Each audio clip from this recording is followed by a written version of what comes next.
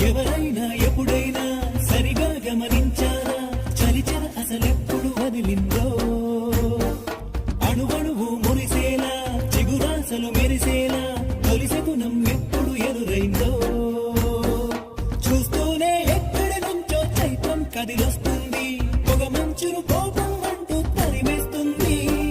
నేలంతా రంగులు తొడిగి సరికొత్తగా దోస్తుంది తన రూపం తానే చూసి పులకిస్తుంది